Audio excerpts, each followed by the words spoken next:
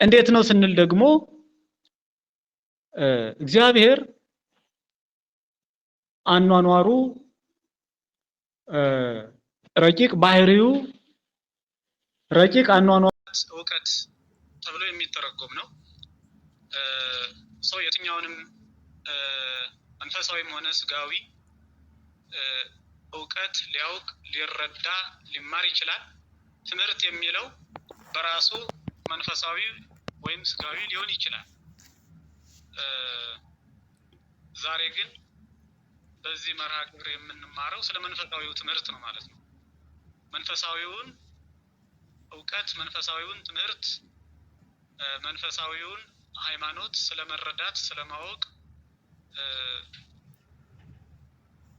ስለመማር የምንነጋገርበት ነው ማለት ነው። እናም የሃይማኖት ትርጉም መጀመሪያ የሃይማኖት ትርጉም ምንድን ነው ስንል ሃይማኖት ቃሉ የግዕዝ ቃል ነው። ሃይመነ አመነ፣ አሳመነ፣ ታመነ የሚል የግዕዝ ግስ አለ። ሃይመነ፣ አመነ፣ ታመነ፣ አሳመነ እኒህ በሶስት ነገሮች መተርጎም የሚችል ነው። ከዚህ የግዕዝ ግስ ሃይማኖት የሚለው ምዕላድነት ያለው ቃል ነው። ምዕላድ ማለት በራሱ ከግሱ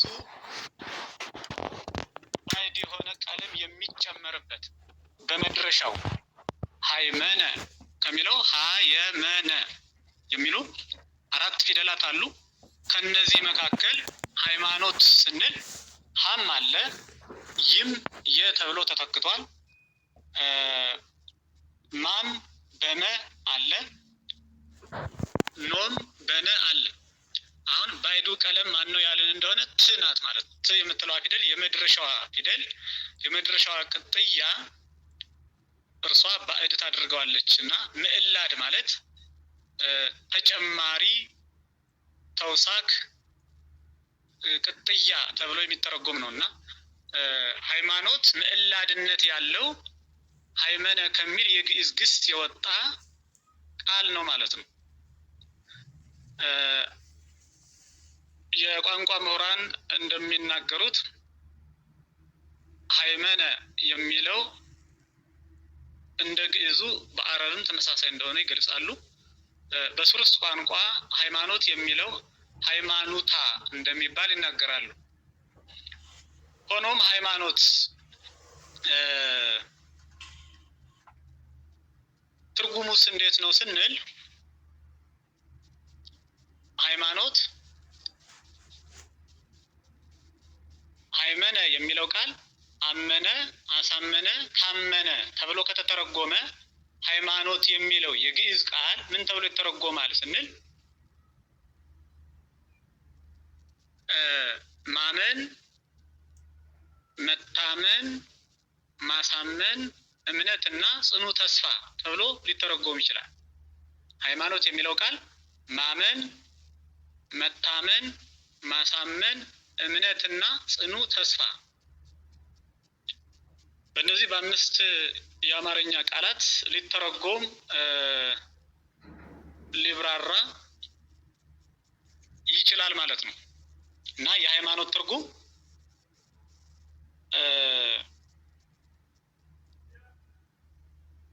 ማመን፣ መታመን፣ ማሳመን፣ እምነት፣ ጽኑ ተስፋ የሚል ትርጉም አለው። ማመን ማንን ነው ያለን እንደሆነ ማመን በአንድ በእግዚአብሔር ማመን እንደሆነ ያመለክተናል። ማመን መታመንስ ለማን ነው ያለ እንደሆነ ለአንድ ለእግዚአብሔር መታመን፣ ለአንዱ ለእግዚአብሔር መታመን። ማሳመን ያመንነውን የታመንለትን እግዚአብሔርን ለሌሎቹ ማሳወቅ፣ ማስረዳት፣ ማስተማር፣ ማሳመን ማለት ነው። ማሳመን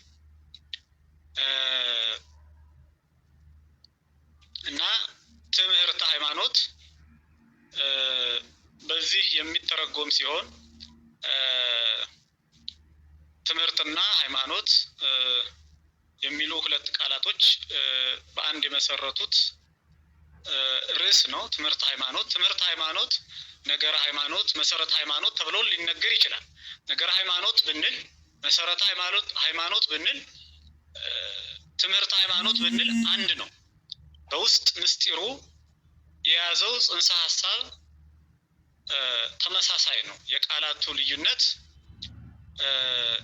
ምስጢሩን ሊለያየው፣ ፍሬ ነገሩን ሊለዋውጠው አይችልም እና ትምህርት ሃይማኖት፣ ነገረ ሃይማኖት፣ መሰረተ ሃይማኖት ቢባል አንድ ስለ ሃይማኖት የምንረዳበት፣ ስለ ሃይማኖት የምንማርበት፣ ስለ ሃይማኖት የምናውቅበት የትምህርት ክፍል እንደሆነ መረዳት አስፈላጊ ነው ማለት ነው። እንግዲህ የሃይማኖት ትርጉም፣ የቃሉን ትርጉም በዚህ ልክ ካየን የሃይማኖት ምንነት የሚለውን እንመለከታለን። የሃይማኖት ምንነት፣ ሃይማኖት ምንድን ነው ስንል ሃይማኖት መጀመሪያ ራሱ እግዚአብሔር ሃይማኖት ነው። ራሱ እግዚአብሔር ሃይማኖት ነው። እግዚአብሔር ራሱን ለሰው ልጅ የገለጠው መግለጥ ሃይማኖት ነው። እግዚአብሔር ራሱን ለሰው ልጅ የገለጠው መግለጥ ይህ ምን ይባላል? ሃይማኖት ይባላል ማለት ነው። ራሱን እግዚአብሔር ለሰው ልጅ ገልጿል። ለሰው ልጅ ብቻ ሳይሆን ለመላእክትም ገልጿል። በጠቅላላው ለፍጥረታቱ ራሱን ያስተዋወቀበት፣ ራሱን ያስረዳበት፣ ራሱን የገለጸበት መግለጥ መንገድ እርሱ ምን ይባላል? ሃይማኖት ይባላል ማለት ነው።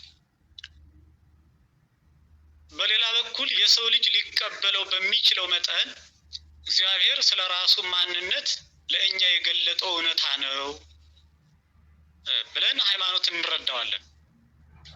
ሃይማኖት መጀመሪያ እግዚአብሔር ራሱን ለሰው ልጅ የገለጠው መግለጥ ነው። ያ ራሱን የገለጠበት መግለጥ እንዴት ነው ስንል ደግሞ እግዚአብሔር አኗኗሩ፣ ረቂቅ ባህሪው፣ ረቂቅ አኗኗሩ ምጡቅ የሆነ የሰው ልጆች መንክር ውእቱ ሀበ ይበጽሖ ህሊና ሰብ ወኢ ዘመላእክት አእምሮ ሊቁ አባ ሕርያቆስ በቅዳሴ ማርያም ላይ ሲገልጸው እግዚአብሔር ማን ነው ያላችሁኝ እንደሆነ እግዚአብሔር ማለት ድንቅ ነው ልና መንክር ውእቱ ድንቅ ነው። ሊቃውንት ይህንን ቃል እስመ ለእጹብ እስመ ለመንክር አልቦቱ ትርጓሜ ይላሉ።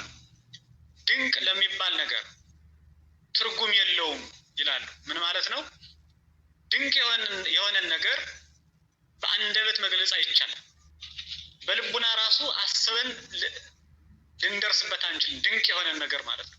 ዝም ብለን ድንቅ ነው ብለን መተርጎም አልችል ስንል መረዳትና ማስረዳት በሙሉ ማንነቱ መረዳትና ማስረዳት አልችል ስንል ድንቅ ነው ብለን እናልፈዋለን አንድ ነገር። እግዚአብሔር ደግሞ የድንቆች ሁሉ ድንቅ ስለሆነ መንክር ሀበ ይበጽሖ ህሊና ሰብ የሰው ልጆች ሀሳብ የመላእክትም እውቀት መርምሮ ተራቆ አስቦ የማይደርስበት ድንቅ ነው ተብሎ ነው የተገለጸው እግዚአብሔር እና ራሱም እግዚአብሔር በኦሪት ዘፍጥረት ለያዕቆብ ሲገልጽለት ስምህ ማን ነው አለው። ስሜን ለምን ትጠይቀኛለህ ይላል። ስሜን ለምን ትጠይቀኛለህ አለና ምን አለው? ስሜየኒ መንክር ወመድምም ብሎ ነው የገለጸለት። ስሜ መንክር ወመድምም፣ መድምም ማለትም ድንቅ የተደነቀ ማለት ነው። በአንድ ሲሆን ፍጹም ድንቅ ማለት ነው። ስሜየኒ መንክር ወመድምም። አሁን እግዚአብሔር ያዕቆብን ምን አለው? ስሜን ለምን ትጠይቀኛለህ? ምክንያቱም ብነግርህ አትረዳውም ነው። ድንቅን ነገር ማንም መረዳት አይችልም። ድንቅ የሚባል ነገር ከመረዳት ሁሉ በላይ ነው። ለዚህ ነው እስመ ለእጹብ አልቦቱ ትርጓሜ፣ ድንቅ ለሚባል ነገር ትርጉም የለውም። እንዲህ ነው ተብሎ ሊገለጽ ምሳሌ ሊሰጠው አይችልም። ያው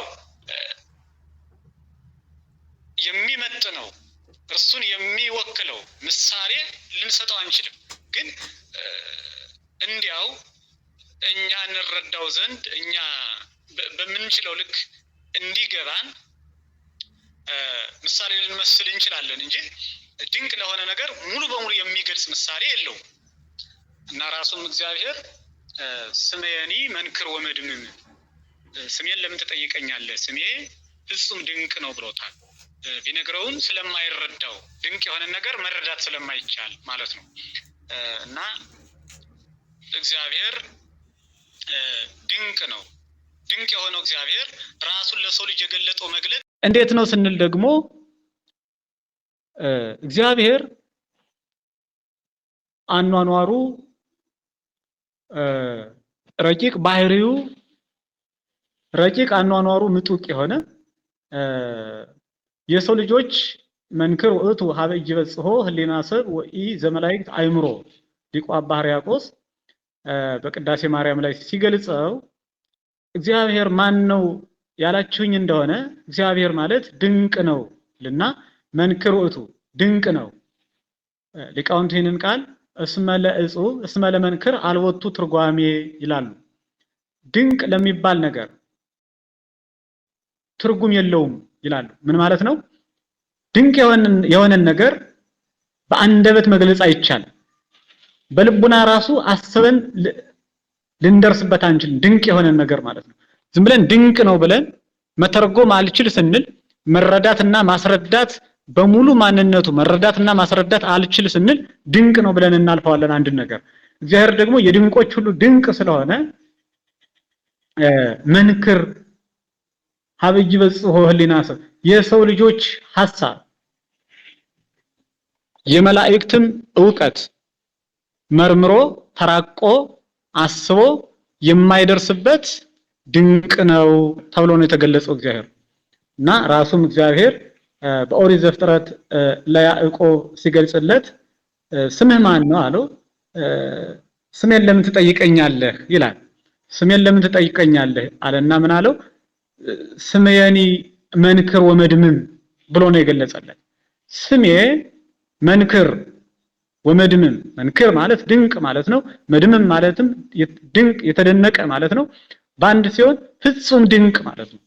ስሜኒ መንክር ወመድምም። አሁን እግዚአብሔር ያዕቆብን ምን አለው? ስሜን ለምን ትጠይቀኛለህ? ምክንያቱም ብነግርህ አትረዳውም ነው። ድንቅን ነገር ማንም መረዳት አይችልም። ድንቅ የሚባል ነገር ከመረዳት ሁሉ በላይ ነው። ለዚህ ነው እስመ ለእጹብ አልቦቱ ትርጓሜ፣ ድንቅ ለሚባል ነገር ትርጉም የለውም። እንዲህ ነው ተብሎ ሊገለጽ ምሳሌ ሊሰጠው አይችልም። ያው የሚመጥነው እርሱን የሚወክለው ምሳሌ ልንሰጠው አንችልም። ግን እንዲያው እኛ እንረዳው ዘንድ እኛ በምንችለው ልክ እንዲገባን ምሳሌ ልንመስል እንችላለን እንጂ ድንቅ ለሆነ ነገር ሙሉ በሙሉ የሚገልጽ ምሳሌ የለውም። እና ራሱም እግዚአብሔር ስሜኒ መንክር ወመድምም፣ ስሜን ለምን ትጠይቀኛለህ? ስሜ ፍጹም ድንቅ ነው ብሎታል። ቢነግረውን ስለማይረዳው ድንቅ የሆነ ነገር መረዳት ስለማይቻል ማለት ነው። እና እግዚአብሔር ድንቅ ነው። ድንቅ የሆነው እግዚአብሔር ራሱን ለሰው ልጅ የገለጠው መግለጥ ምን ይባላል? ሃይማኖት ይባላል ማለት ነው። ድንቅ የሆነው እግዚአብሔር ራሱን ለሰው ልጅ ሲገልጽ በሙሉ ድንቅነቱ አይደለም የገለጸው። ያንንማ ማንም ሊሸከመው ማንም ሊረዳው አይችልም። ማንም ሊሸከመው ማንም ሊረዳው አይችልም። ምክንያቱም ድንቅ ነው። ታዲያ ድንቅ የሆነው እግዚአብሔር የሰው ልጅ በሚረዳው በሚሸከመው በሚችለው ልክ ራሱን ስለራሱ ማንነት ለሰው ልጆች የገለጠው እውነታ ነው ማለት ነው ሃይማኖት። በመጽሐፍ የምነግራችሁ ገና ብዙ አለኝ፣ ነገር ግን አሁን ልትሸከሙት አትችሉም። ግን እርሱ የእውነት መንፈስ በመጣ ጊዜ ወደ እውነት ሁሉ ይመራችኋል ይላል።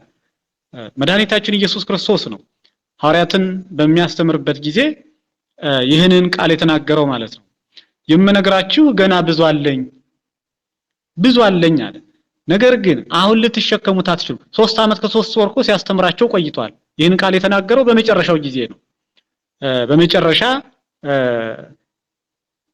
ወደዚህ ዓለም የመጣበትን ዓላማ ሊፈጽም የሰው ልጆችን ሊያድን ሊሰቀል ሊሞት በፈቃዱ ሊሞት የሰው ልጆችን ከሞተ ስጋ ከሞተ ነፍስ ነፃ ሊያወጣ ጊዜው በቀረበበት ጊዜ የምነግራችሁ ገና ብዙ አለኝ፣ ነገር ግን አሁን ልትሸከሙት አትችሉም ብሏቸዋል። ግን እርሱ የእውነት መንፈስ በመጣ ጊዜ ወደ እውነት ሁሉ ይመራችኋል ብሎ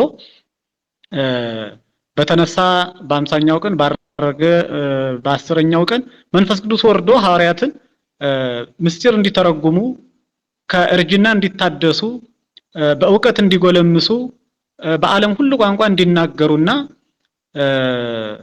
ስለ ሃይማኖታቸው ጠንካሮች ጥቡዓን እንዲሆኑ ከዚያ በፊት ሊሸከሙት የማይችሉትን ብዙ ምስጢር መሸከም የሚችሉበትን ሀብትና ጸጋ መንፈስ ቅዱስ እንደሚያድላቸው ነግሯቸዋል እና ነገር ግን አሁን ልትሸከሙት አትችሉም ብሏቸዋል ማለት ነው። ስለዚህ ሃይማኖት እግዚአብሔር ራሱን ለሰው ልጅ የገለጠበት የገለጠበት መንገድ ያውም ሰዎች በሚችሉት በምንችለው በምንሸከመው በምንረዳው ልክ እንጂ ድንቅ የሆነው እግዚአብሔር ሙሉ ባህሪውን ለሰው ልጅ የገለጠ አይደለም። ምክንያቱም ፍጥረት ሊሸከመው ሊችለው ሊወስነው ሊያውቀው ስለማይችል ማለት ነው። በሌላ በኩል ሃይማኖት መንገድ ነው። ሃይማኖት መንገድ ነው። ነገር ግን ቃሌን ስሙ እኔም አምላክ ሆናችኋለሁ እናንተም ሕዝብ ትሆኑኛላችሁ መልካምም ይሆንላችሁ ዘንድ ባዘዝኋችሁ መንገድ ሁሉ ሂዱ ብዬ በዚህ ነገር አዘዝኋቸው ይላል። በትንቢተ ኤርምያስ ምዕራፍ 7 ቁጥር 23 ላይ የሚገኝ ኃይለ ቃል ነው። ሃይማኖት መንገድ እንደሆነ ይገልጽልናል ማለት ነው። ሃይማኖት መንገድ እንደሆነ ይገልጽልናል። ቃሌን ስሙ እኔም አምላክ ሆናችኋለሁ። ቃሉ ምንድነው? ራሱን ለሰው ልጆች የገለጠበት ምስጢር እርሱ ነው ቃሉ። እናንተም ሕዝብ ትሆኑኛላችሁ መልካምም ይሆንላችሁ ዘንድ ባዘዝኋችሁ መንገድ ሁሉ ሂዱ። ስለዚህ ያዘዘን መንገድ ምንድነው ከተባለ ራሱን ለኛ በገለጸበት መንገድ መረዳት፣ ማመን፣ ለእርሱ መታመን ራሱን ለኛ ባስተዋወቀበት ሃይማኖት ጸንቶ መኖር እንደሚገባን ይህንን አድርገን ስንኖር ደግሞ መልካም እንደሚሆንልን እርሱም አምላክ እንደሚሆንልን እኛም ደግሞ የእርሱ ህዝቦች ወገኖች እንደምንሆን በነብዩ በኤርምያስ አድሮ ትንቢተ ኤርምያስ ምዕራፍ 7 ቁጥር 23 ላይ ይገልጽልናል ማለት ነው። እንዲሁም በተጨማሪ በነብዩ በዳዊት መዝሙር የህይወትን መንገድ አሳየኸኝ ብሎ ዳዊት እንግዲህ እንደሚታወቀው ልበ አምላክ ተብሎ ከነቢያት ሁሉ የተነገረለት ታላቅ ነብይ ነው። ልበ አምላክ የአምላክ ልብ በሐዋርያት ሥራ ላይ ረከብኩ ወለዳዊት ወልደ እሴይ በእሴይ ምእመነ ዘከመ ልብየ የእሴይ ልጅ ዳዊትን እንደ ልቤ ሆኖ አገኘሁት ወዘከመ ይገብር ፈቃዴ ይለዋል። ፈቃዴንም የሚፈጽም ቃሌን የሚሰማ ፈቃዴን የሚፈጽም በመንገዴ የሚሄድ እኔም አምላክ የምሆነው እርሱም ደግሞ ልጅ የሆነኝ ዳዊትን አገኘሁት ብሎ ራሱ ክርስቶስ መስክሮለታል ማለት ነው። እና ዳዊት ምን አለ? የህይወትን መንገድ አሳየኸኝ። እግዚአብሔር የሚያደርገውን ሁሉ እያወቀ ስለተናገረ ዳዊት አስቀድሞ በትንቢት እያወቀ ስለተናገረ የአምላክ ልብ መባል ችሏልና ዳዊት የህይወትን መንገድ አሳየኸኝ ብሎ እግዚአብሔር ራሱን ለሰው ልጆች በሚችሉት በሚሸከሙት በሚረዱት ልክ ሃይማኖትን መግለጹን ሃይማኖትም ደግሞ የህይወት መንገድ እንደሆነ ሃይማኖትን መንገድ ብሎ ገልጾታል ማለት ነው። መዝሙር 15 በቅንፍ 16 ቁጥር 11 ላይ የሚገኝ ኃይለ ቃል ነው ማለት ነው። ሃይማኖት መንገድ ስለመባሉ መጽሐፍ ቅዱስ ብዙ ቃላትን ይናገራል። በብዙ ቦታ ላይ መጽሐፍ ቅዱስ ይመሰክራል። ምክንያቱም የሃይማኖትን ትርጉም እያየን ስለሆነ በዚያውም ላይ ደግሞ ያው ተከታታይ ትምህርት መደበኛ ትምህርት ስለሆነ አብዝተንም ማየት ይጠበቅብናል ብዬ አስባለሁ። እነዚህን 12ቱን ኢየሱስ ላካቸው፣ አዘዛቸው፣ እንዲህም አለ በአሕዛብ መንገድ አትሂዱ አለ። የማቴዎስ ወንጌል ምዕራፍ 10 ቁጥር 5 ላይ የሚገኝ ኃይለ ቃል ነው። 12ቱን ሐዋርያት ኢየሱስ ክርስቶስ እንዳዘዛቸው ይናገራል። ማቴዎስ ይጽፍ አዘዛቸውም። ምን ብሎ አዘዛቸው? በአሕዛብ መንገድ አትሂዱ። በአሕዛብ መንገድ አትሂዱ። አሁን በአሕዛብ መንገድ አትሂዱ ማለት ምን ማለት ነው? በአሕዛብ አስተሳሰብ፣ በአሕዛብ አመለካከት፣ በአሕዛብ አረዳድ፣ በአሕዛብ ዕውቀት፣ በአሕዛብ ትምህርትና ግንዛቤ ወይም ደግሞ ሃይማኖት ሳይሆን ሃይማኖት ብለው በሚከተሉት እምነት በሚከተሉት የማይፈጸም ተስፋ የሐሰት ተስፋ አትሂዱ እያላቸው ነው ማለት ነው። በአሕዛብ መንገድ አትሂዱ ማለት በአሕዛብ ሃይማኖት አትሂዱ ማለት ነው። አሁን አሕዛብ ሃይማኖት አላቸው ወይ ስንል ሃይማኖት የላቸውም። ሆኖም ግን እነርሱ ሃይማኖት ስለሚሉት ሃይማኖት ያልሆነው አስተሳሰባቸውን አምላክ ያልሆነውን አምላክ ብለው እንደሚያመልኩት ሁሉ ሃይማኖት ያልሆነውን ሃይማኖት ብለው ስለሚከተሉ በአሕዛብ መንገድ አትሂዱ ብሎ በአሕዛብ ሃይማኖት የአሕዛብ ሃይማኖት ተስፋ የሌለው ተስፋ የሚያሳጣ የማያድን ከእግዚአብሔር ያልተሰጠ ከራሳቸው ከሰዎች ልቡና የመነጨ ልብ ወለድ ወደ ሞት ሀገር የሚወስድ መንገድ ስለሆነ የአሕዛብ ሃይማኖት አመለካከት፣ አረዳድ፣ ዕውቀት፣ ትምህርት በአሕዛብ መንገድ አትሂዱ ብሎ ሃይማኖት መንገድ እንደሚባል ራሱ መድኃኒታችን ኢየሱስ ክርስቶስ በማቴዎስ ወንጌል ምዕራፍ 10 ቁጥር 5 ላይ ይነግረናል ማለት ነው። ሃይማኖት ስለዚህ መንገድ ይባላል ማለት ነው። በዚህ መንገድ ያሉትንም ሰዎች ወንዶችንም ሴቶችንም ቢያገኝ እያሰረ ወደ ኢየሩሳሌም ያመጣቸው ዘንድ በደማስቆ ላሉት ምኩራቦች ደብዳቤ ከእርሱ ለመነ ብሎ የሐዋርያት ሥራ ምዕራፍ 9 ቁጥር 2 ላይ በዚህ መንገድ ያሉትንም ሰዎች በየትኛው መንገድ? በኢየሱስ ክርስቶስ ነው። አሁን ይህ በትክክለኛው መንገድ ነው። ስለማን የተነገረ ይሄ ቃል ያለ እንደሆነ ስለ ቅዱስ ጳውሎስ የተነገረ ቃል ነው። ቅዱስ ጳውሎስ ታሪኩን እንግዲህ እንደምናስታውሰው በመጀመሪያው ክርስቶሳውያንን ምዕመናንን ክርስቲያኖችን ያሳድድ የነበረ ወንጌልን ቀድሞ የተቀበሉትን ክርስቶስን ቀድሞ የተቀበሉትን ክርስቶስን የባህሪ አምላክ ወንጌልን ፍጽምት ሕግ ብለው የተቀበሉትን ያሳድድ የነበረ ለኦሪት ሕግ ቀናተኛ የነበረ ሰው ነበር። በዚህ ምክንያት ገና እውነትን ሳይረዳ ወንጌልን ሳይቀበል ክርስቶስ ሳይገለጽለት ክርስቶስን ሳይከተል በኦሪቱ አስተሳሰብ በነበረበት ጊዜ ክርስቲያኖችንና ምዕመናንን ያሳድድ ስለነበር ለዚህም ነው ክርስቶስ ሳውል ሳውል ለምን ትሰድደኒ ብሎታል። ሳውል ሳውል ሆይ ለምን ታሳድደኛለህ አለው። አሁን ክርስቶስ እኮ ያን ጊዜ አርጓል። ካረገ 8 ዓመት ተቆጥሯል። ግን ለምን ታሳድደኛለህ አለው። በምድር ላይ እንዳለ ሆኖ ማለት ነው። በምዕመናን ተገብቶ ክርስቶስ በስሙ የተጠሩ ምዕመናንን ልክ ራሱን አድርጎ ለምን ታሳድደኛለህ ብሎታል። ምዕመናንን ስለሚያሳድድ ክርስቲያኖችን ከዋሉበት ስለማያሳድር ካደሩበት ስለማያውል ሳውል ጳውሎስ ከመባሉ በፊት ስሙ ሳውል ነበር። ጳውሎስ ኋላ የተሰጠው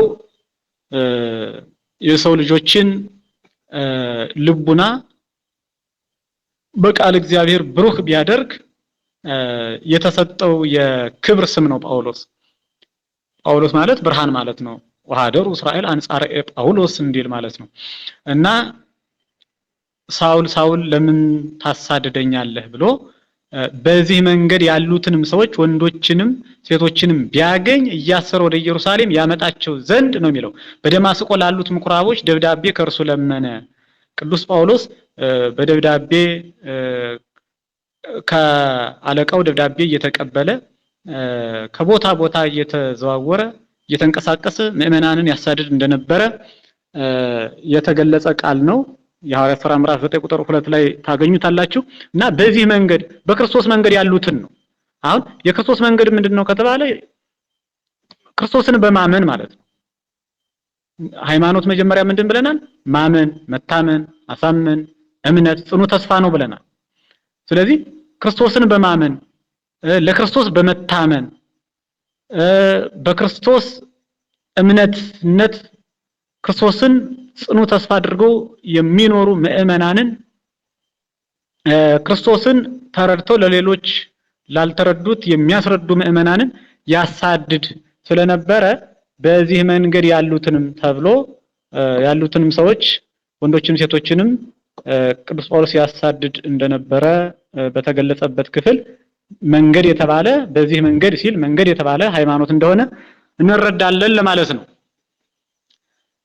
ሃይማኖት መንገድ ስለመባሉ በተጨማሪ በያዕቆብ መልእክት ምዕራፍ 5 ቁጥር 20 ላይ ኃጢአተኛን ከተሳሳተበት መንገድ የሚመልሰው ነፍሱን ከሞት እንዲያድን የኃጢአትንም ብዛት እንዲሸፍን ይወቅ ይላል። ኃጢአተኛን ከተሳሳተበት መንገድ የሚመልሰው ይህ የምትሄድበት መንገድ ይህ የምትሄድበት አስተሳሰብ ወይም ደግሞ የምታስበው አስተሳሰብ ያለህበት እምነት ትክክል አይደለም ብሎ በአረማዊነት አስተሳሰብ በአህዛባዊነት አስተሳሰብ ከኦርቶዶክሳዊነት አስተሳሰብ ውጭ ሆኖ የሚኖርን ሰው መክሮ አስተምሮ እውነተኛውን ጎዳና እውነተኛውን መንገድ እውነተኛውን ሃይማኖት ቀጥተኛውን መንገድ ክርስቶስን ማሳወቅና ከክርስቶስ ጋር ማስተዋወቅ ትልቅ በረከትን እንደሚያሰጥ ኃጢአተኛን ከተሳሳተበት መንገድ የሚመልሰው ሰው ነፍሱን ከሞት እንዲያድን እንዲህ ያደረገ ሰው ነፍሱ ከሞት እንደሚድን ብዙ ኃጢአት እንኳን ቢኖርበት ያ ብዙ ኃጢአቱን እንደሚሰረይለት እንደሚጠፋለት እንደሚደመሰስለት የኃጢአትንም ብዛት እንዲሸፍን ይወቅ ብሎ ያዕቆብ በገለጸበት ክፍል ላይ ያዕቆብ መልእክት ምዕራፍ 5 ቁጥር 20 ላይ ከተሳሳተበት መንገድ ተብሎ ሃይማኖት ተገልጿል ማለት ነው። ሃይማኖት መንገድ ተብሎ ተገልጿል። እንግዲህ የሃይማኖትን ምንነት ነው እያየን ያለ ነው። የሃይማኖትን ምንነት ሃይማኖት ምንድነው ስንባል ሃይማኖት ምንድነው ስንል ሃይማኖት መንገድ ነው እንላለን። ሃይማኖት መንገድ እንደሆነ እንረዳለን። ሃይማኖት እግዚአብሔር ራሱን ለሰው ልጆች የገለጸበት መግለጥ ነው። የሰው ልጆች ወይም ደግሞ ፍጥረታት በሚችሉት በሚረዱት በሚሸከሙት ልክ እግዚአብሔር ራሱን ለሰው ልጆች የገለጸበት እውነታ እርሱ ሃይማኖት እንደሚባል ያው መረዳት ይገባል። ለሃይማኖት መታዘዝና ሃይማኖትን መጠበቅ ይገባል። ለሃይማኖት መታዘዝና ሃይማኖትን መጠበቅ ይገባል። የሰይጣን ዙፋን ባለበት የምትኖርበትን አውቃለሁ፣ ስሜንም ትጠብቃለህ። ሰይጣንም በሚኖርበት በእናንተ ዘንድ የተገደለው የታመነው ምስክሬ አንቲጳስ በነበረበት ዘመን እንኳን ሃይማኖቴን አልካድህም ይላል። ሃይማኖቴን አልካድህም ሃይማኖቴን አልካድህም። ለመልአከ ቤተክርስቲያን ዘጴርጋሞን በዮሐንስ ራእይ ምዕራፍ 2 ቁጥር 13 ላይ ጴርጋሞን በምትባል ቦታ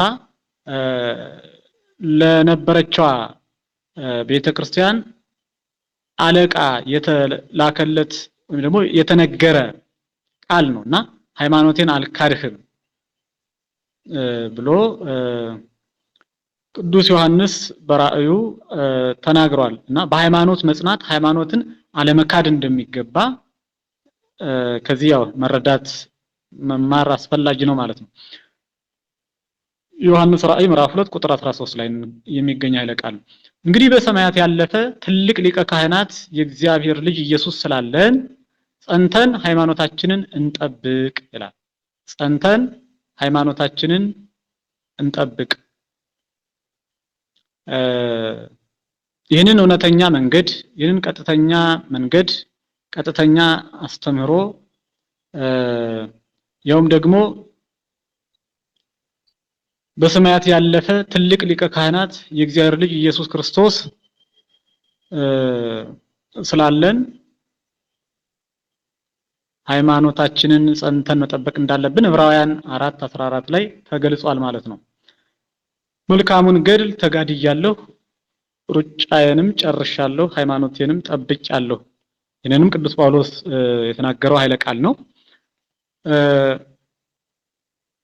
ሃይማኖት መንገድ ስለመባሉ ተጨማሪ ያው በመጽሐፍ ቅዱስ ብዙ ነገሮችን ማየት ይቻላል። ኤርምያስ 6:16ን ብናስታውስ ትንቢተ ኤርምያስ ምዕራፍ 6 ቁጥር 16 ላይ በመንገድ ላይ ቁሙ አስተውሉም፣ የቀደመችዋ መንገድ የትኛዋ እንደሆነች ጠይቁ፣ በእርሷም ላይ ሂዱ፣ ለነፍሳችሁም ረፍትን ታገኛላችሁ። እነርሱ ግን አንሄድባትም አሉ ተብሎ ነው የተጻፈው። አሁን በመንገድ ላይ ቁሙ አለ። መቆም ምንድነው? መጽናት ነው።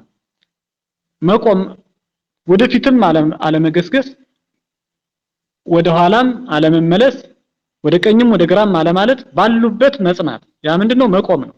አሁን በሃይማኖት ወደ ኋላም መመለስ አያስፈልግም፣ ወደፊትም ከተሰጠን ውጭ ማለት ነው፣ ከተገለጸልን ውጭ ሌላ እንጨምር ማለት አንችልም፣ አይቻልም። ወደፊት ወደ ቀኝም ወደ ግራም ማለት አያስፈልግም። በሃይማኖት ባሉበት መጽናት። ምክንያቱም ሃይማኖት የማይጨመርበት የማይቀነስበት ወጥነት ያለው ከእግዚአብሔር የተሰጠ ስጦታ ስለሆነ ማለት ነው። ከእግዚአብሔር የተገለጸ መገለጽ ስለሆነ ከእግዚአብሔር የተሰጠን መንገድ ስለሆነ ማለት ነው። እና በመንገድ ላይ ቆሙ ብሎ በሃይማኖት መጽናት እንዳለብን፣ አስተውሉ፣ በሃይማኖት ስኖር ማስተዋል እንዳለብን፣ የቀደመችዋ መንገድ የቷ እንደሆነች ጠይቁ። አሁን ያው ሃይማኖቶች ሳይሆኑ ሃይማኖት ነን የሚሉ ብዙዎች ስላሉ ራሳቸው ሃይማኖት ነን ባይሉም እንኳን ሰዎቹ ሃይማኖተኞች ነን ብለው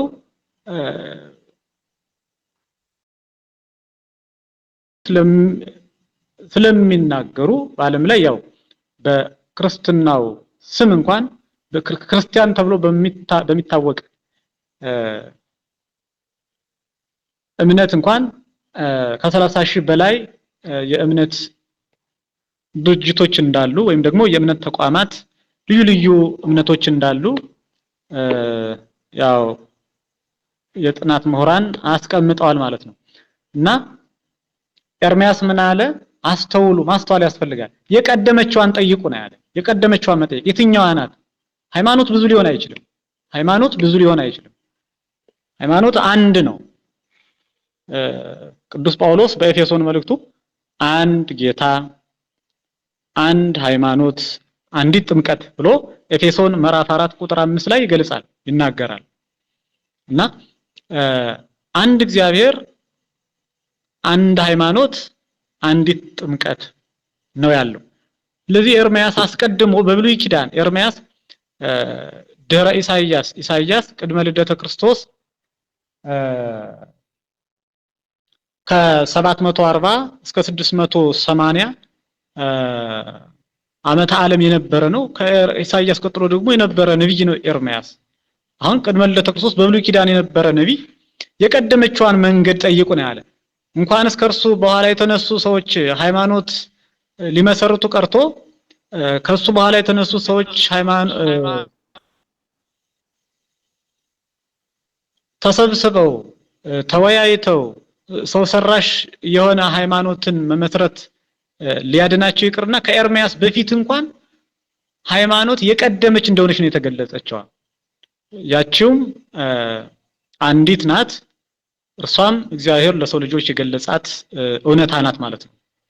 እና የቀደመችዋን መንገድ ጠይቁ ብሎ ያቺ መንገድ ሃይማኖት እንደሆነች በእርሷም ላይ ሂዱ ነው ያለው።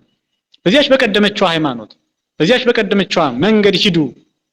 በዚያች ከሄዳችሁ ለነፍሳችሁ ምንን ታገኛላችሁ? እረፍትን ታገኛላችሁ ብሎ በአንዷ ሃይማኖት ጸንቶ መኖር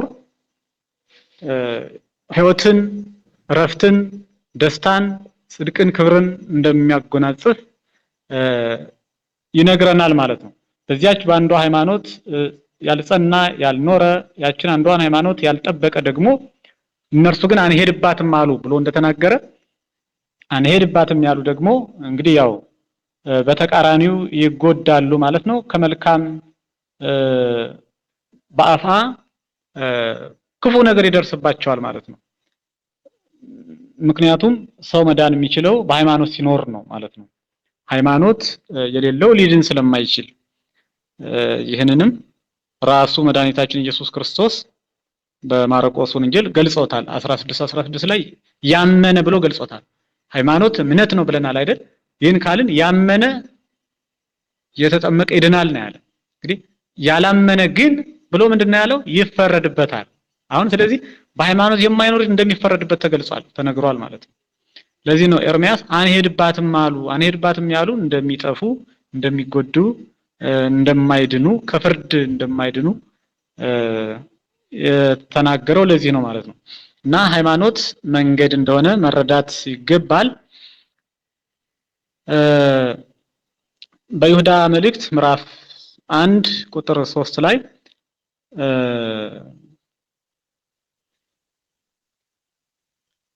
ለቅዱሳን አንድ ጊዜ ፈጽሞ ስለተሰጠ ሃይማኖት እንድትጋደሉ እየመከርኳችሁ ጽፍላችሁ ዘንድ ግድ ሆነብኝ ይላል።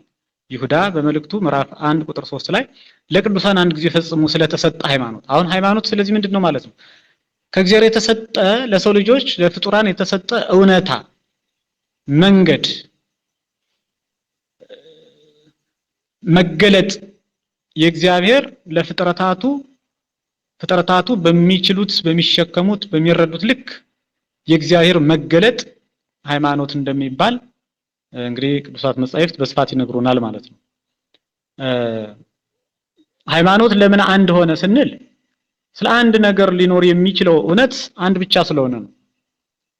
ስለ አንድ ነገር ብዙ እውነት ሊኖር አይችልም። ፀሐይ በምስራቅ ትወጣለች ካልን በቃ በምስራቅ ትወጣለች ነው። ሌላ እውነታው ይህ ነው። በሰሜን ልትወጣ አትችልም፣ በደቡብ ልትወጣ አትችልም፣ በምዕራብ ልትወጣ አትችልም። በምዕራብ ትገባለች ካልን በምዕራብ ትገባለች እንጂ እውነታው በምዕራብ መግባቷ ነው። በምስራቅ ልትገባ፣ በሰሜን ልትገባ፣ በደቡብ ልትገባ አትችልም። አጭሩ ለአንድ ነገር ስለ አንድ ነገር ያለው እውነት አንድ ብቻ ስለሆነ እግዚአብሔር ደግሞ ባህሪው አንድና የማይለወጥ ስለሆነ እግዚአብሔር የተናገረው ቃሉ እውነት ስለሆነ ሃይማኖት አንድ ብቻ ነው ማለት ነው። ሃይማኖት ለምን አንድ ሆነ ስንል ስለ አንድ ነገር ሊኖር የሚችለው እውነት አንድ ብቻ ስለሆነ፣ ምክንያቱም ሃይማኖት በራሱ እግዚአብሔር ለሰው ልጆች የገለጠው ራሱን የገለጠበት እውነታ ስለሆነ ማለት ነው። ሁለተኛ እግዚአብሔር ባህሪው አንድና የማይለወጥ ስለሆነ እግዚአብሔር ባህሪው የማይለወጥ ነው። ስለዚህ ሃይማኖትን የሚለወጥ አይደለም፣ የማይለወጥ አንድ ቀጥተኛ ነው። አንድ ነው። እግዚአብሔር አንድ ነው፣ ሃይማኖትም አንድ ነው። እግዚአብሔር አይለወጥም፣ ሃይማኖትም አይለወጥም። እግዚአብሔር እውነት ነው፣ ሃይማኖትም እውነት ነው፣ እውነታ ነው። ሶስተኛ እግዚአብሔር የተናገረው ቃሉ እውነት ስለሆነ ሐሰት ብዙ መንገድ አለው፣ ብዙ አይነት ነው ሐሰት። እውነት ግን አንድ ነው። ለአንድ ነገር ያለው እውነት አንድ ብቻ ስለሆነ ያውም ደግሞ እግዚአብሔር የተናገረው ቃሉ እውነት በመሆኑ ሃይማኖት አንድ ነው ብለን እንረዳለን ማለት ነው። እንግዲህ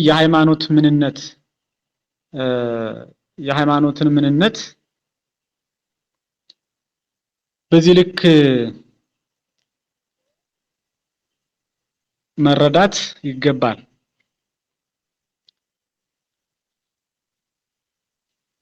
ሃይማኖት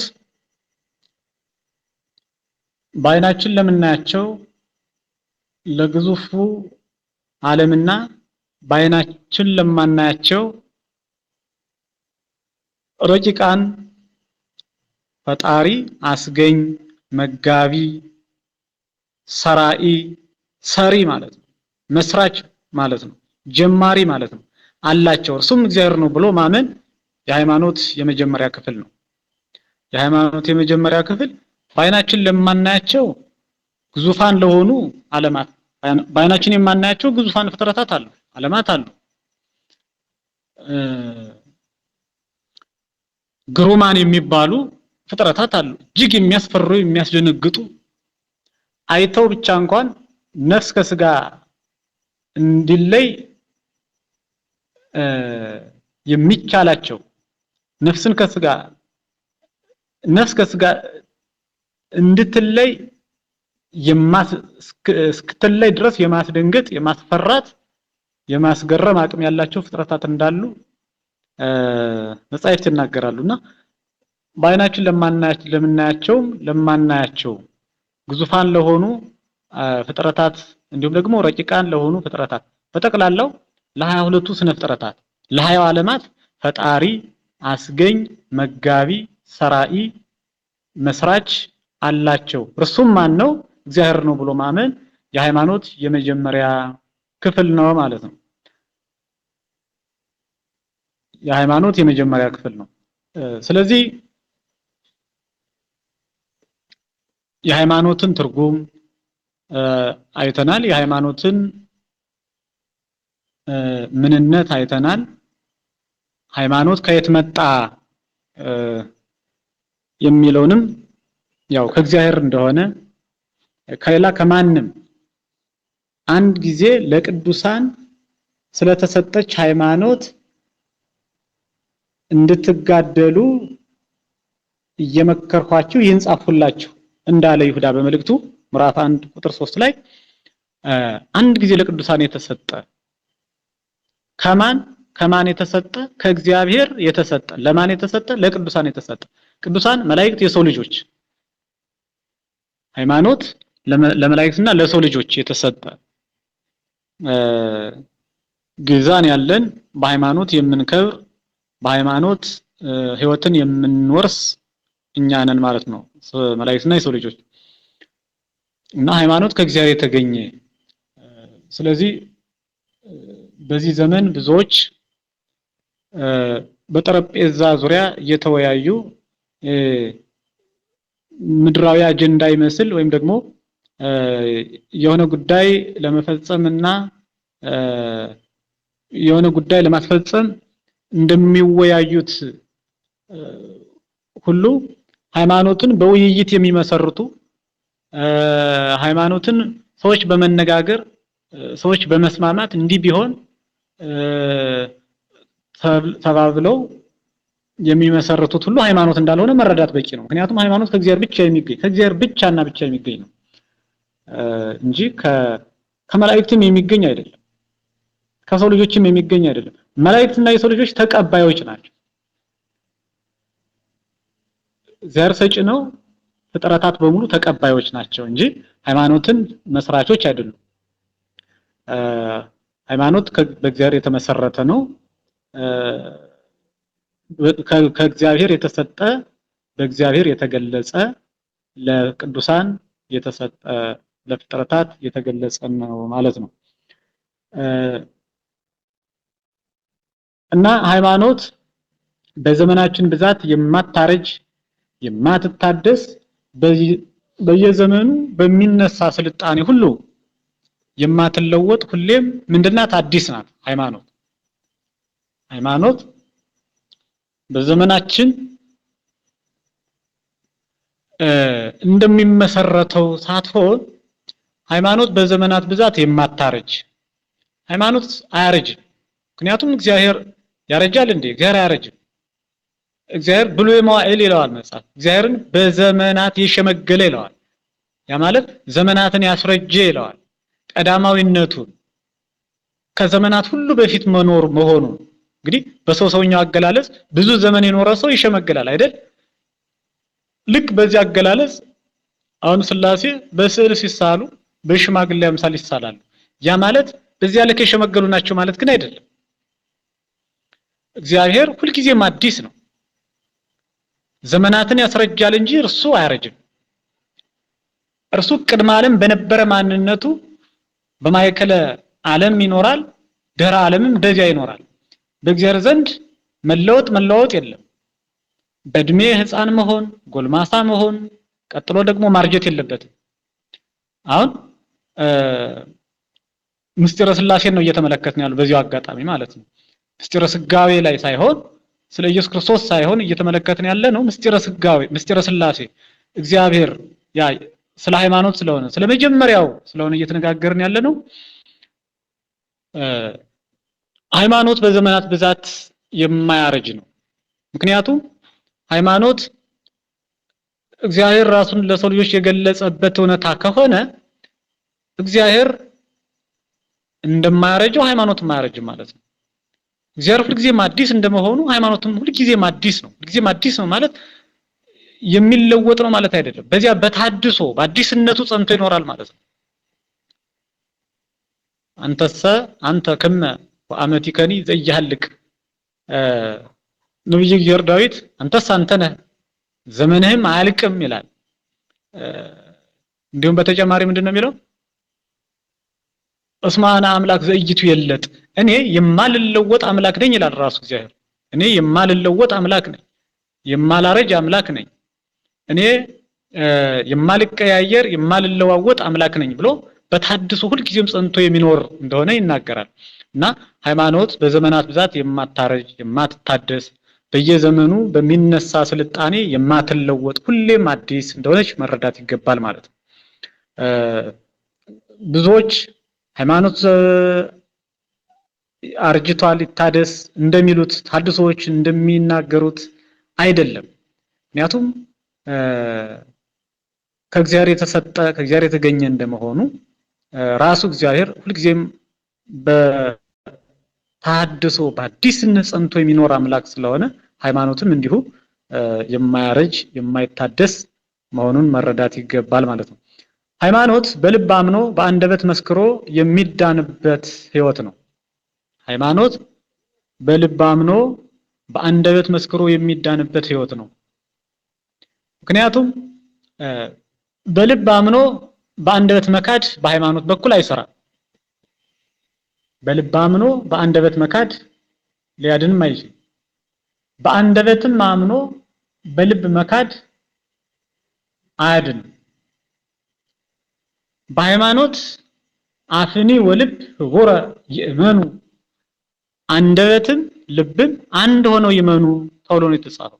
አንደበትም ልብም በልባችን የምናምነውን እውነት በልባችን የምናምነውን እግዚአብሔር በልባችን የተቀበልነውን እውነት በአንደበታችንም በግልም በማህበርም በአደባባይም መመስከር እንዳለብን እውነትን በድብቅ ሳይሆን እውነትን በአደባባይ መመስከር እንዳለብን ይናገራል ማለት ነው። ምክንያቱም በአንደበት ክዶ በልብ ማመን እንደ ቅዱስ ጴጥሮስ አይነት ነው። አሁን ቅዱስ ጴጥሮስ በአንደበቱ መካዱ እኮ ከሃዲነትን እንጂ አማኒነትን አላሰጠውም። ያ ማለት ወክደ ጴጥሮስ ተብሎ ነው የተጻፈው በመጽሐፍ ካደን የተባለው። እንግዲህ እኮ በልቡ እኮ ያምናል፣ ግን በዚያ በሐሙስ ሌሊት ከባድ በነበረበት መከራው ጽኑ በነበረበት ጊዜ አላውቀውም ብሎ ኢየሱስ ክርስቶስን ክዷል። እና በልቡ ያምናል፣ ግን በአንደበቱ መካዱ ሊያድነው አይችልም። መጨረሻ ላይ ወአንባ ጴጥሮስ አንባ መሪረ ጴጥሮስ ጽኑ እንባን መራራ ለቅሶን አለቀሰ ተብሎ እንደተጻፈ በዚያ በንስሐው ጽኑ እንባን በማንባቱ ጽኑ ለቅሶን በማልቀሱ ስለመካዱ ማለት ነው። በዚያ ነው የዳነው፣ በንስሐው ነው የዳነው እንጂ በአንደበቱ ክዶ በልቡ ማመኑ ሊያድነው አይችልም፣ አላዳነውም። እና ሃይማኖት በልብ አምኖ በአንደበት መስክሮ የሚዳንበት ህይወት እንጂ ሰው በልቡ አምኖ በአንደበቱ መካድ በአንደበቱም አምኖ በልቡ መካድ የለበትም። በመጽሐፍ ሰው በልቡ አምኖ ይጸድቃልና በአፉም መስክሮ ይድናልና ብሎ ቅዱስ ጳውሎስ ሮሜ 10:10 ላይ ይናገራል። ሰው በልቡ አምኖ ይጸድቃልና በአፉም መስክሮ ይድናልና እና በልብም በአፍም መመስከር፣ በልብም በአፍም ማመን፣ አፍም ልብም በሃይማኖት በኩል አንድ መሆን እንዳለባቸው መረዳት ያስፈልገናል። የምናምነውም የዓለማት ሁሉ ፈጣሪ የሆነውን ቅዱስ እግዚአብሔርን ሲሆን ለዚህ ላመንነው አምላክ ታምነን ታማኝነታችንንም በተግባር ማሳየት ስንችል ሃይማኖተኛ እንባላለን። የምናምነውን የዓለማት ሁሉ ፈጣሪ የሆነውን ቅዱስ እግዚአብሔርን ሲሆን የምናምነው ማንን ነው? መጋቢ ዓለማት፣ ሰራኤ ዓለማት፣ ወላዴ ፍጥረታትን ሁሉ የፈጠረ ዓለማትን ሁሉ የፈጠረ ብርሃነ ብርሃናት የብርሃናት ብርሃን የዘመናት ፈጣሪ የጌቶች ጌታ የኃያላን ኃያል የአማልክት አምላክ የሆነውን ዓለምን የፈጠረ ዓለምን የሚመግብ የሚያስተዳድር ዓለምን ካለመኖር ወደ መኖር ያመጣ ዓለምን የምትኖርበትን ጊዜ የወሰነላት ዓለምን የሚመግብ ዓለምንም ደግሞ የተወሰነላት ጊዜ ሲጠናቀቅ የሚያሳልፋት እርሱን የፍጥረታትን ሁሉ አምላክ እግዚአብሔርን ነው የምናምነው ማለት ነው። እና የምናምነውም የዓለማት ሁሉ ፈጣሪ የሆነውን ቅዱስ እግዚአብሔርን ሲሆን ለዚህ ላመንነው አምላክ ደግሞ ታምነን ታማኝነታችንንም በተግባር ማሳየት ስንችል ሃይማኖተኛ እንባላለን ነው። ታምነን ሃይማኖት አንዱ መታመን ስለሆነ ትርጉሙ መታመን ለማን ለአንድ ለእግዚአብሔር ያልነው በመግቢያችን ይህንን ነው ማለት ነው። እና እንዲህ ሲሆን ሃይማኖተኛ እንባላለን ማለት ነው። ለአንዱ ለእግዚአብሔር ታምነን በተግባር ደግሞ ሃይማኖታችንን መግለጽ ስንችል ሃይማኖተኞች እንባላለን። ሃይማኖት በአይን የማይታይ በእጅ የማይዳሰስ በጆሮ ብቻ ሰምቶ ይህ እንዴት ሊሆን ይችላል ሳይሉ በእግዚአብሔር ዘንድ ሁሉ ይቻላል ብሎ በህሊና አምነው የሚቀበሉት ረቂቅ ምስጢር ሲሆን በውስጡም 5 አዕማድ አሉት። ሃይማኖት በአይን አይታይም። ምክንያቱም እግዚአብሔር በአይን የሚታይ አምላክ አይደለም፣ ረቂቅ ነው። አሁን ስለ መለኮት ነው እየተነጋገርን ያለ ነው። ስለ ሩቅ መለኮት ስጋን ከመዋሃዱ በፊት ስላለው አሁን መለኮት ስጋን ሳይዋሃድ ስጋንም ከተዋሃደ በኋላ ይለያያል ማለት አይደለም። መለኮትን በስጋ አይተነዋል። ራሱን ብቻ መለኮቱን ግን ስጋን ከተዋሃደ በኋላ ሰው ከሆነ በኋላም ቢሆን አላየነው። ምክንያቱም መለኮት በስጋ ተሰውሮ በስጋ ውስጥ ነው የሚኖረው፣ ብቻውን ነው እንጂ በተዋህዶ አይተነዋል። ግን ሩቅ መለኮት ብቻ መለኮትን ማየት አይቻልም። ስለዚህ ሃይማኖት በአይን የማይታይ በእጅ የማይዳሰስ በጆሮ ብቻ ሰምቶ ይህ እንዴት ሊሆን ይችላል ሳይሉ በእግዚአብሔር ዘንድ ሁሉ ይቻላል። በሰው ዘንድ የማይቻለው በእግዚአብሔር ዘንድ ይቻላል ተብሎ እንደተጻፈ ማለት ነው ብሎ በህሊና አምነው የሚቀበሉት ረቂቅ ምስጢር ሲሆን በውስጡም 5 አዕማድ አሉት። 5 አዕማድ የሚባሉ ምሰሶዎች የሚባሉ የምስጢራት ሁሉ ምሰሶዎች። ሃይማኖት በራሱ ምስጢር ነው። በሃይማኖት ውስጥ ደግሞ 5 ታላላቅ ምስጢራት እንዳሉ ያው በትምህርት ሃይማኖት በነገረ ሃይማኖት እንረዳለን እንማራለን ማለት ነው። እንደ ቤተክርስቲያናችን አስተምሮ የሃይማኖት ምንነት የሚገለጠው በ5 አዕማደ ምስጢራት አማካኝነት ነው። ከነኚህም ምስጢራት መካከል አንዱን የማይቀበል ቢኖር ሃይማኖት የሌለው የመዳን ተስፋም የሌለው ነው። ከ5ቱ አዕማድ ከሚባሉ ምስጢራት አንዱን የማይቀበል ምስጢረ ሥላሴ አለ፣ ምስጢረ ሥጋዌ አለ፣ ምስጢረ ቁርባን አለ፣ ምስጢረ ጥምቀት አለ፣ ምስጢረ ትንሣኤ ሙታን አለ። ከነዚህ ከ5ቱ አንዱን አለመቀበል ሃይማኖተኛ ሊያሰኝ አይችልም፣ ሊያድንም አይችልም። ሁሉንም አስተካክሎ መቀበል ይገባል። ምክንያቱም ሥላሴን ያላመነ እግዚአብሔርን አያውቀውምና፣ ሥጋዌን ያላመነ ክርስቶስን ክዷልና። በዮሐንስ ወንጌል ምዕራፍ 6 ቁጥር 47 ላይ ክርስቶስን ያላመነ እንደሚፈረድበት ተነግሯል። ራሱ ክርስቶስ ተናግሯል። ያልተጠመቀ ወደ እግዚአብሔር መንግስት አይገባምና በማርቆስ ወንጌል ምዕራፍ 16 ቁጥር 16 ላይ፣ እንዲሁም ደግሞ በዮሐንስ ወንጌል ጌታ ራሱ በምዕራፍ 3 ላይ ለኒቆዲሞስ ለአይሁድ አለቃ ለኒቆዲሞስ ባስተማረበት የጥምቀት ክፍል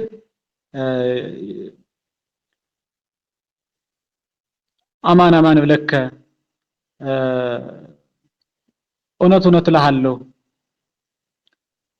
ከውሃና ዘየተወልደ እማይ ወመንፈስ ቅዱስ ይጅራ ያለ መንግስት እግዚአብሔር፣ ከውሃና ከመንፈስ ያልተወለደ ወደ እግዚአብሔር መንግስት ሊገባ አይችልም ብሎ ከውሃና ከመንፈስ ያልተወለደ ማለት ከእግዚአብሔር ከሥላሴ ያልተጠመቀ ከሥላሴ ያልተወለደ ማለት ነው። በጥምቀት ረቂቅ ልጅነትን ከእግዚአብሔር መወለድ ስለሆነ ጥምቀት ከእግዚአብሔር የምንወለድበት ረቂቅ ልደትን የምናገኝበት ምስጢር ስለሆነ እና ያልተጠመቀ ወደ እግዚአብሔር መንግስት አይገባምና አራቱን ተቀብሎ ጥምቀትን የማይቀበል ሊድን አይችልም፣ ሃይማኖተኛ ሊባልም አይችልም። ምስጢረ ቁርባንንም ባይቀበል እንዲሁ ሊድን አይችልም። የጌታን ሥጋውን ያልበላ ደሙንም ያልጠጣ የዘላለም ሕይወት የለውም። በዮሐንስ ወንጌል ምዕራፍ 6 ቁጥር 53 ላይ ሥጋዬን የበላ ደሜን የጠጣ የዘላለም ሕይወት አለው፣ ይህን ያላደረገ ግን የዘላለም ሕይወት እንደሌለው ተቀምጧልና ማለት ነው። ምስጢረ ትንሣኤ ሙታንንም ያላመነ እንዲሁ ነው፣ ድህነት የለውም። ትንሣኤ ሙታንን ያልተቀበለ የክርስቶስን ትንሣኤ ክዷል። አንደኛ ቆሮንቶስ ምዕራፍ 15 ቁጥር 16 ላይ እና አምስቱን በሃይማኖት ውስጥ ያሉ አዕማድ ምሰሶዎች የሚባሉ ታላላቅ ምስጢራት እኔን አንድ አድርጎ አስተባብሮ ማመን፣ መረዳት፣ ማወቅ ሃይማኖተኛ ያሰኛል። በዚህ ጸንቶ መኖርም ደግሞ የዘላለም ሕይወትን ያወርሳል ማለት ነው። የዘላለም ሕይወትን ያወርሳል። ሃይማኖት ያድናል።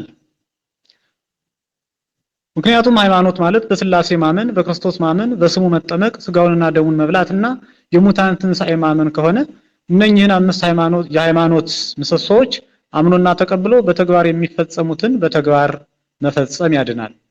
ወይስ አያድንም ተብሎ ድርድር ውስጥ የሚገባ ጉዳይ አይደለምና በሃይማኖት ጸንቶ የሚኖር እንግዲህ ራሱ እግዚአብሔር ሕያው በሆነ ቃሉ እንደነገረን የመዳን ተስፋ እንዳለው እና እንደሚድን የዘላለም ሕይወት እንደሚወርስ የእግዚአብሔር ቃል ይነግረናል ማለት ነው። በዛሬ የትምህርት መርሃ ግብራችን ያው ትምህርት ሃይማኖትን ያው ጀምረናል ማለት ነው።